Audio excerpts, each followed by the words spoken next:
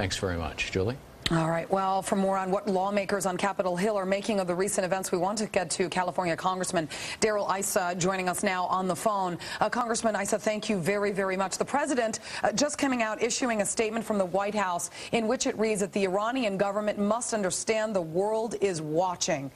The question is, what does the world do? How does the world react? Most importantly, what does the most powerful country in the world do, that being the United States? What does President Obama do if the unrest in Iran, which has the potential of making of a revolution once again, how does the Obama administration step in? Well, the Obama administration took a first step today. Obviously, Congress was well ahead of the president, who was silent on it. I think the president's playing catch-up, though.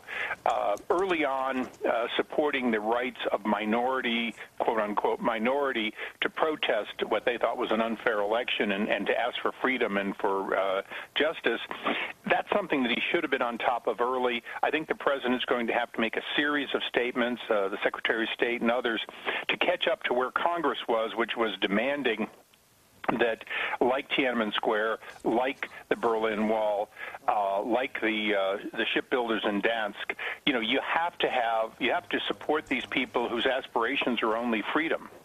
You just said that he needs to get on top of it early. In other words, that he did not. What did he do wrong? What should he have done? And had he done your suggestion, could he have possibly had any influence whatsoever in what's going on in Iran? Well, I think that when the President of the United States uses a bully pulpit, and particularly somebody who is respected as understanding Islam and respecting it as a religion, I think it could have done more sooner. Notwithstanding that, he still has the bully pulpit. The fact that he can call on leaders around the world, in Turkey and other countries, Islamic countries where they look to for acceptance, he can do an awful lot to convince the mullahs and particularly the Ayatollah that his course of threatening violence and using violence is wrong. And that has to happen. We did it under President Reagan and President Bush 1 with the old Soviet Union. Allowing them, recognizing that we were not going to go to war with them, but at the same time demanding that if they wanted to be accepted among nations, which is very important to Iran, not to be ostracized, that the price they pay is a free press, or at least free access of Western press, and not violence against their own citizenry when all they're asking for is to be heard. This is something the president can do. The people of Iran, they want to be heard. They want democracy. They want freedom. Asking for freedom in Iran is a dangerous request. These are things that the younger generation especially want, and they are out there and they are protesting. This younger generation also happens to support Mousavi. Mousavi was said to have been a potential president that perhaps would have had a better relationship with the West. Some experts, though, say that he's just as bad as Ahmadinejad.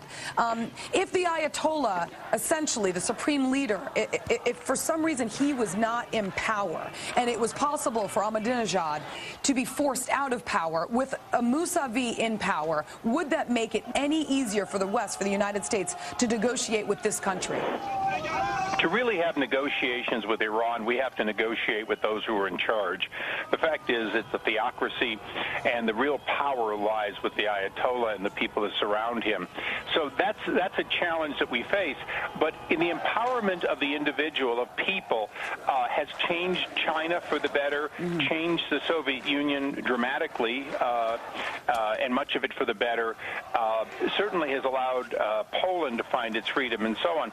Ultimately, we remember President Reagan during those years as well. I'm sorry I have to cut you off. Unfortunately, we're on a very fluid schedule here with this breaking news. We do have to let you go, but thank you so much, Congressman Darrell Issa. Thank you for talking to us on the phone on this Saturday. Thank you. We'll be watching. All right, thank you.